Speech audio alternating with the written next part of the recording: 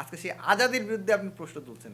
তার মানে আদতে আপনি বাংলা ভাষার বিরুদ্ধে আপনি প্রশ্ন তুলছেন। এসব আওয়ামী লীগ সুশীল লীগের সাহস থাকলে ২৬শে মার্চ মাঠে আসতে বলেন, তাদেরকে প্রতিহত করার দায়িত্ব আমাদের। সরকারের ভিতর কেউ যদি আমাদের ইনসাফ, ইনকিলাব, আজাদিকে উপেক্ষা করেন, এগুলো নিয়ে কটাক্ষ করেন, আমরা মনে করি তারা আওয়ামী লীগের বয়ান দিচ্ছেন।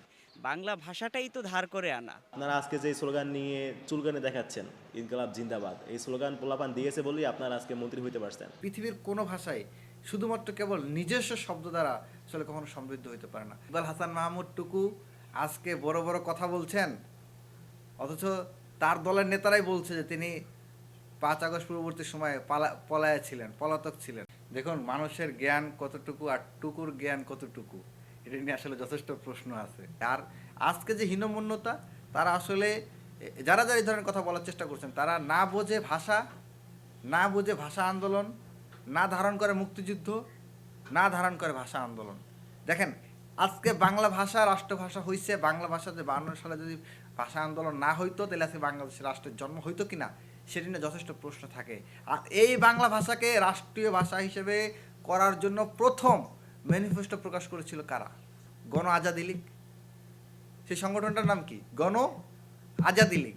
আজকে সেই আজাদির বিরুদ্ধে আপনি প্রশ্ন তুলছেন। তার মানে আদতে আপনি বাংলা ভাষার বিরুদ্ধে আপনি প্রশ্ন তুলছেন। প্রতি ১৫ থেকে ২০ কিলোমিটার পর পর বাংলা ভাষা, যে কোনো ভাষা, পৃথিবীর যে কোনো ভাষা পরিবর্তন হয়।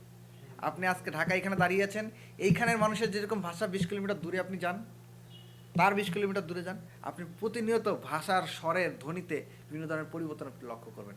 আজকে আপনি যখন যে চেয়ারে বসেন সেটাকে আপনি চেয়ার বলেন না কেদারা বলেন, যে টেবিলে আমরা বসে আছি সেটাকে আমরা টেবিল বলি না চৌপায়া বলি। এই যে মানে ভাষার দুর্বলতা চেঞ্জ করার জন্য মানুষের যে মানে নিজের আত্মস্থ করার জন্য, নিজের জন্য সবচেয়ে কাছের এবং সহজবোধ্য যে ভাষা সেটি মানুষ ব্যবহার করে। তো টুকুর জ্ঞান কতটুকু সেটা নিয়ে আসলে যথেষ্ট প্রশ্ন রয়েছে। এবং তার থেকে বেশি প্রশ্ন, তিনি আসলে কি ঢাকতে এই বারবার পাকিস্তান পাকিস্তান জপমালা জপেন, উর্দু উর্দু জপমালা জপেন। এটা তার কিসের হীনমন্যতা? তার পরিবার যে মুসলিম লীগের সাথে জড়িত ছিল, মুসলিম লীগ গণহত্যা চালিয়েছে, সেইটা ঢাকতেই কিনে তিনি বারবার এটা করতেছেন কিনা, এটা আসলে যথেষ্ট প্রশ্ন দেয়। এই সকল বুদ্ধিজীবীদের আসলে ৫ আগস্ট পূর্ববর্তী সময় কোনো খোঁজ খবর ছিল না। এ ধরনের অনেক বুদ্ধিজীবী এখন বিএনপির যে কোনো নেতার বয়ানকে বৈধতা দেওয়ার জন্য বিভিন্ন ধরনের বয়ান তৈরি করার পায়তারা আমরা দেখতে পাচ্ছি। সমাধি করা বুদ্ধিজীবীদের কথা শুনলে ৭১ হইতো না, বুদ্ধিজীবীদের কথা শুনলে ২৪ হইতো না।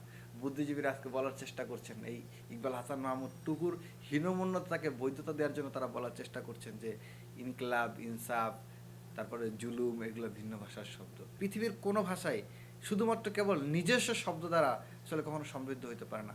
এবং সারা দেশে যেভাবে করে বিভিন্ন জায়গায় আওয়ামী লীগ কার্যালয় খুলে দেওয়া হচ্ছে, অফিসগুলো খুলে দেওয়া হচ্ছে, তো এগুলো তো আসলে ইউনিট সরকার আমরা সাহস পাই নাই। তো এখন তারা বিএনপি সরকার ফর্ম করার পর থেকেই এই সাহসটা তারা কীভাবে পাচ্ছে এটা আমাদের ভাবা দরকার। দরকার থেকে যেটা ফেসবুকের ট্রেন্ড আর কি, ইনকলাব জিন্দাবাদ স্লোগান লিখে পোস্ট দেয়া, এটা হচ্ছে আমাদের একটা প্রতিবাদ।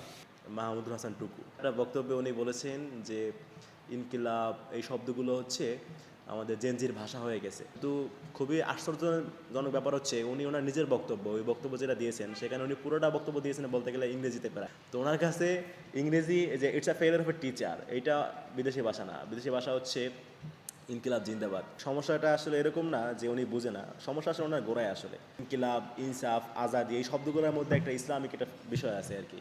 হয়তোবা এটা নিয়ে ওনার চুলকানি সেই জায়গা থেকে উনি বলেছে। আপনারা আজকে যে স্লোগান নিয়ে চুলকানি দেখাচ্ছেন, ইনকলাব জিন্দাবাদ, এই স্লোগান পোলাপান দিয়েছে বলেই আপনারা আজকে মন্ত্রী হইতে পারছেন। কথা প্রশ্ন আসে যে ইনকিলাব জিন্দাবাদ এটাকে পরিহার করতে হবে, এটা ব্যবহার করা যাবে না। এটা যিনি বলছেন তাকে আমার প্রশ্ন, ২১শে ফেব্রুয়ারি আগে পরিবর্তন করতে হবে। কারণ ২১শে ফেব্রুয়ারি ইংরেজিতে, এইটা আপনি কিভাবে ব্যবহার করেন? বাংলা ভাষাটাই তো ধার করে আনা। এখানে বাংলা ভাষা যদি আলাদা করা হয় তাহলে তো আলাদা কোনো ভাষাই থাকবে না। কয়েকজনকে প্রশ্ন করছেন যে ১ মিনিট ইংরেজিতে বাংলাতে কথা বলেন। এখন ১ মিনিট শব্দটাই তো ইংরেজিতে, তাই না? তো যেই ব্যক্তি আসলে ২১শে ফেব্রুয়ারির নিয়ে কথা বলছে সে আগে ফেব্রুয়ারিকে পরিবর্তন করতে হবে। ইনকলাব জিন্দাবাদ এটা তো আসলে স্লোগান, আন্দোলনের স্লোগান। এই স্লোগান দিলে তো একটা শক্তি, এনার্জি পাওয়া যায়, শক্তি পাওয়া যায়। এটাকে বিতর্কিত করে পুরো জেনারেশনের আন্দোলনকে বিতর্কিত করা হবে। পশ্চিমের গোলামি করেন, ইংরেজদের গোলামি করেন, কিন্তু বাংলাদেশের জনগণের আবেগের সাথে সম্পৃক্ত, আজাদির লড়াইয়ের সাথে সম্পৃক্ত, ফ্যাসিবাদ বিরোধীর সাথে সম্পৃক্ত আজাদি ইনসাফকে কটাক্ষ করেন। সুতরাং এটা স্পষ্ট যে গোলামরা গোলামি করতে গিয়ে সত্যকে অস্বীকার করবে, এটাই স্বাভাবিক। তো হাসিনা বলেছিল রাজাকার, আমরা বলেছি তুমি কি আমি কে রাজাকার। যদি তারা এরকম কটাক্ষ করতে শুরু করে তাহলে আমরা আবারও ছাত্র জনতাকে নিয়ে রাজপথে স্লোগান দিব, ইনকিলাব জিন্দাবাদ, মুজিববাদ মুর্দাবাদ। জুলাই আন্দোলনের সময় ইনকিলাব জিন্দাবাদ, আজাদি আজাদি এই স্লোগানগুলো দিয়েছি।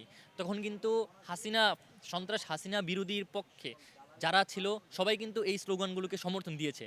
বিএনপির একটি পেজ ছিল, তাদের অফিসিয়াল পেজ থেকেই যখন 4 আগস্ট রাতে একটি পোস্ট দেওয়া হয়, সেখানে লিখছে যে ইনকিলাব জিন্দাবাদ, এই সরকার হটানোর জন্য আমরা ঢাকা অভিমুখে যাব। তো বছর পরে এখন এসে এই ইনকিলাব মঞ্চে ইনকিলাব যেই একটা থাকে, ইনকিলাব জিন্দাবাদ, এগুলো নিয়ে যখন প্রশ্ন ওঠে তখন এগুলো আমাদের কাছে সাসপিশিয়াস লাগে।